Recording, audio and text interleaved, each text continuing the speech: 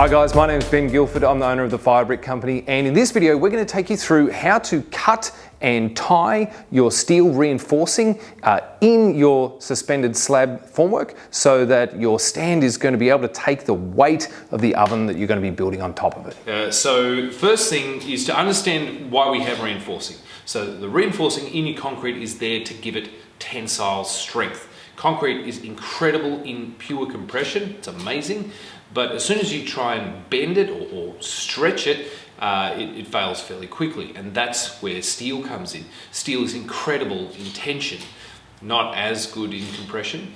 So the combination of concrete and steel together is effectively a composite, sort of like carbon fibre is a composite. Reinforced concrete uses the strengths of both materials to give you a superior composite material. I'm going into way too much detail, but that's just what I do. So anyway, reinforced concrete is incredible stuff. It can span fairly significant distances without needing any support under it.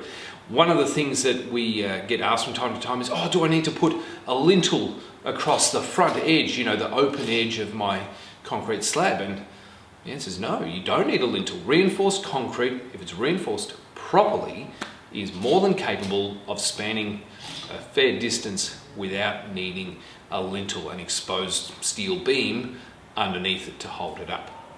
So today, what we want to show you is how to set up your reinforcing and choosing reinforcing, so what reinforcing to use, and then setting up to pour your concrete.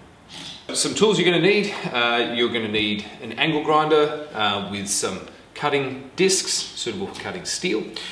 You need yourself a tape measure. Then later on, you're also going to need some nips. Now you don't have to have nips. You could use ordinary pliers. If you've got a set of nips, that's just nice. Some tie wire. Now you can get your tie wire from the same place that you get your reinforcing. And then finally, some bar chairs. These are called plastic bar chairs, and these are to hold the reinforcing up off the bottom of your formwork.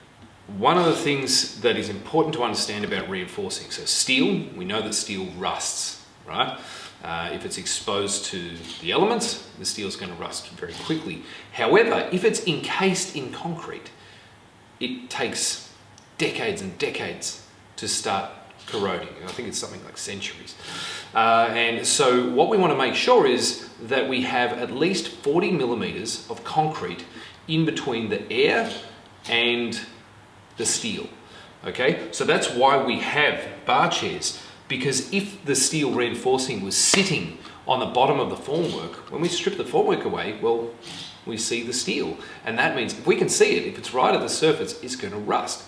So we want to make sure that the steel has enough cover. It's called concrete cover, and that's basically the concrete that is between the reinforcing and the elements, the air. Okay, so that applies not only to the underside of your slab, but also to the top. So we don't want the steel to be too close to the top of the slab. We want it basically right in the middle.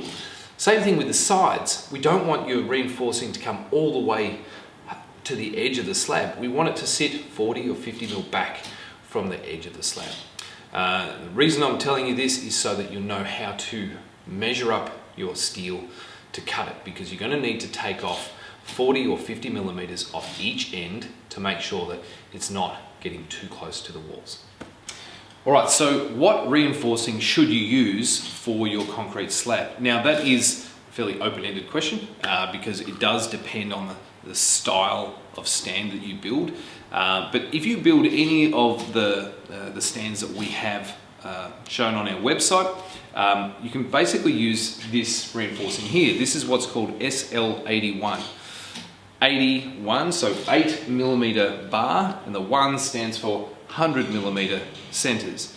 Now that's probably an Australian term.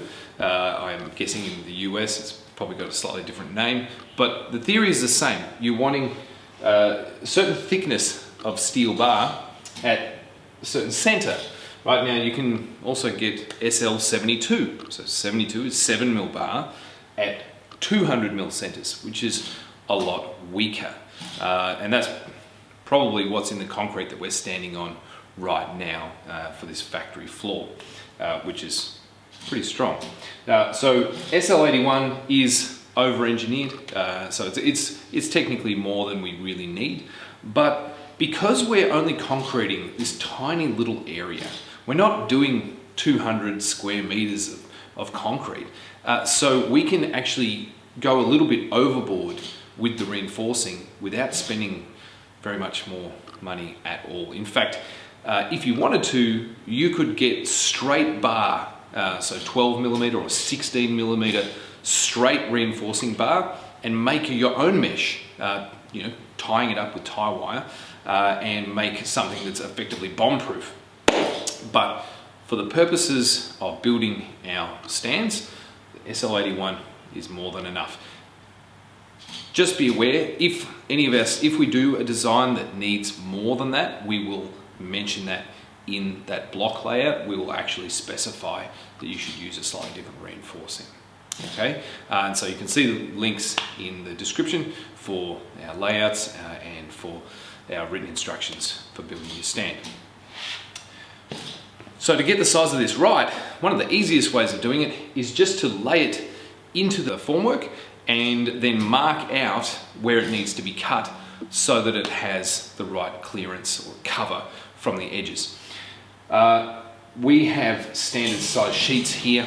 Now these are actually designed for our rectangular straight on D105 oven stand, so they're actually sized perfectly for that.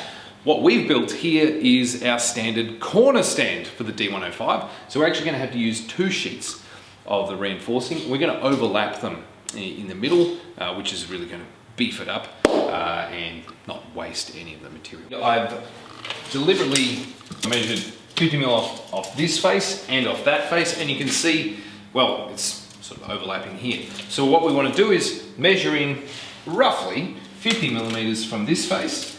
We'll do the same thing across the front here, and we're going to lift it out and cut it, and then that will be done and ready to go.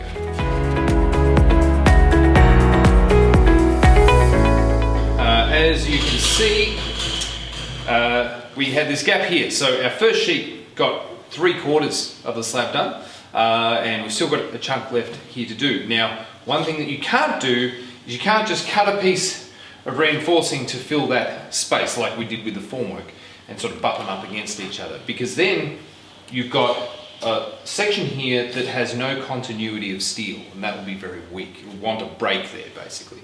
So what we do is we do an overlap, and we allow a good 500 millimeters of overlap, and that effectively becomes one continuous length of steel.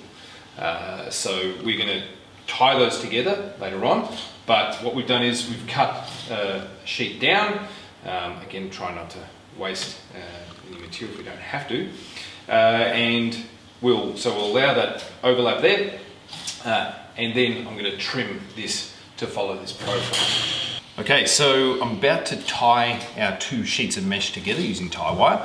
Before I do that, I do want to point out something with using mesh. So the way it works is they have bars going one way, and then they weld the other bar on top. Now, if I get my next sheet of mesh and I put it on in the same orientation, I end up doubling up my steel height. So I end up with a very thick section of steel through the middle, which means that I might start to get a little bit close to, getting a bit close to the top with my concrete cover. So now you can see you've got 1, 2, 3 pieces on top of each other, rather than if I flipped this sheet over, I'd end up with a stack of 4 bars, which is just thicker than it really needs to be. So now we're going to tie the steel together. This is called steel fixing. It's actually an entire profession in of itself, and I am far from an expert at steel tying, but I was taught how to do it. Now, if you're tying hundreds of meters of steel, there's some pretty nifty ways of doing it. I'm just going to show you a very basic way. Again, real concreters out there are going to look at this and shake their heads, but for people who've never done this before, this is I think the easiest way of doing it. So this is what's called a annealed tie wire. It's very soft wire, and it's very flexible in that it takes a lot to break it. If you bend it backwards and forwards, you have to bend it heaps and heaps of times before it wants to break, which is really good because we're going to use it to tie this steel together.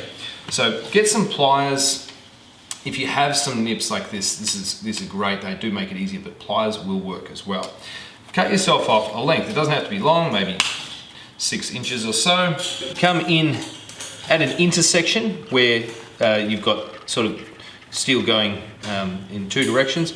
Bring it underneath diagonally, bring it together and just twist it on itself, okay? And so you see that's twisted together. Now that's not going to do a whole lot. The steel's still going to want to move around.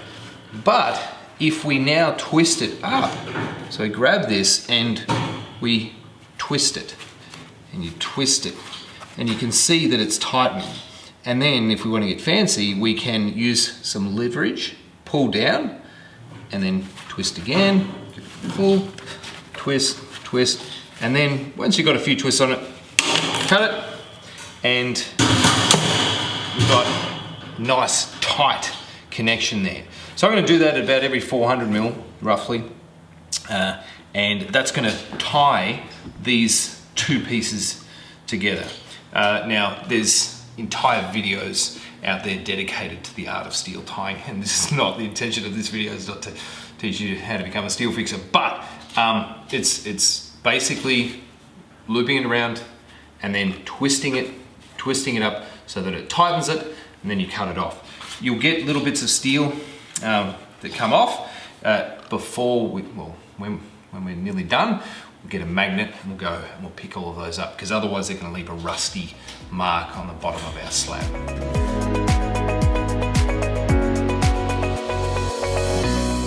Okay, so we've got our steel tied together, and what we want to do now is put it up on plastic bar chairs so that it's not sitting on the base of the formwork. If we left it as it is right now, and we just poured the concrete in, with it sitting where it is now, all of this steel across the front, this is basically touching the underside of the concrete. It's touching the formwork. And so when we pull that formwork off, we're going to see the steel there, and you'll actually see it rusting very, very quickly. So we want to make sure that this is lifted up and it's floating inside. It's encased in concrete to protect it from corrosion. Okay, so how we do that is we use plastic bar chairs. Now, look, there's a bunch of ways of doing it, and this is the legitimate way. This is the correct way of doing it. There are people out there who will, like just sort of pour the concrete and then pull the reinforcing up with a hook to sort of lift, drag it into the middle of the concrete. No, it's not best practice because you really don't know exactly where the reinforcing is sitting in the concrete. Maybe a section of it has dipped and you're not aware of it. So we're going to sit it up on these chairs, and if you have a nice easy stand that you can get all the way around, that is a really easy process, because all you do is get your chair, put it underneath, and you're going to put them about every 400 mil or so. It's just enough to support the reinforcing and stop it from going down onto the formwork below. We do use quite a few chairs in case you have to stand on it. So when we pour this slab, I can't get around the back. I'm going to have to climb up on here with my concrete and pour it into that back corner. So I'll be standing on this reinforcing. So I want to make sure I've got enough chairs that I don't break the chairs, that my weight is going to be spread out over quite a few of these. So I'm going to put one of these sort of in a grid, roughly every 400 mil. They come in all kinds of different shapes and sizes. In different countries, they're made with different materials. Some are made with metal and they're dipped in plastic. We recommend, if you can get them, just try and get straight up plastic chairs. And this is one here. So they usually come, one size will do 2 heights. So this is what's called a 25-40. So if I put my steel in the lower loop or support, I'll get 25 mil of cover. If I put it up in the top one, I'll get 40 mil of cover. You can get all different kinds. You can get 30, 50s. There's a whole bunch available to you. I'd be recommending you get something that gives you either 40 or 50 mil of cover.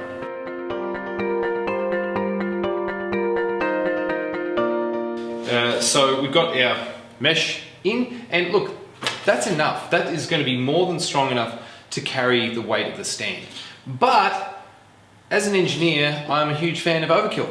I think overkill is awesome.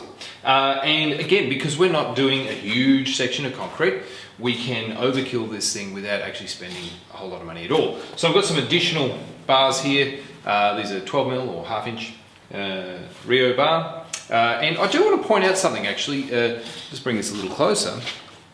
You can see there's deformations in the bar. This is called deformed bar. The idea of those deformations, those rips, is to give it more surface area so it bites onto the concrete harder rather than a smooth or round bar. All right, so this is the kind of stuff that you want. Your Rio mesh will all be deformed bar, but if you are buying like straight lengths, just make sure you're getting the right stuff. Okay, now what I want to do is, all of that is absolutely fine. We've just got this opening at the front here, and I thought, well, look, why not put in a little bit of additional reinforcing just across the front, just to prevent any possible sag. Now, again, anyone who's studied this or knows about concrete knows that this is ridiculous overkill, but I want you to be able to build one of these stands and sleep well, but not worry about it. Know that you've gone beyond what is strictly necessary. So yeah, if you're doing a rectangular stand, it certainly doesn't hurt to have some straight bar across the front. Now, all I have at the moment is like, these are 850 mil long. This is about 1 meter here. So I've just got 2 of them, and I'm just going to put them in and overlap them. Right, again, make sure I keep my 50 mil cover. I don't want to get it too close to the edge. And I'm just going to tie that in with tie wire, and that's just giving me that little bit of extra strength across the front. All right, and then once that's done, I'll get my magnet and I'll pick up all the little bits of steel that are left, and then we're ready for concrete. One other thing I'd like to point out is if you decided to use something other than form ply to build this box with, let's say you've used ordinary marine plywood or something where you can see the grain of the timber. There's nothing wrong with that. The only issue is if you can see the grain, the concrete will tend to want to grip it. It'll sort of bite into it. So when you go to strip the formwork off later on, it will really hang on there, and you'll find that the surface of the timber often gets left behind on the concrete. So to avoid that, what you can do is oil it. And you don't have to go out and buy some fancy form release oil or anything like that. You can just use ordinary like canola spray. So if this stand here had been done with ordinary plywood instead of form ply, before I put any of my reinforcing in, I would have gotten my canola spray, or even just vegetable oil, spray it onto a rag. Don't just spray it on, because we don't want to get it on the concrete. We want that concrete, the concrete that we're going to pour, to bond really well with the concrete that's already there with those blocks. It doesn't need very much at all in order to release. So you wipe down all those surfaces, and then you'll find when you go to pull the formwork off, in a week's time when it's all cured and ready to strip it, it will come off relatively easily.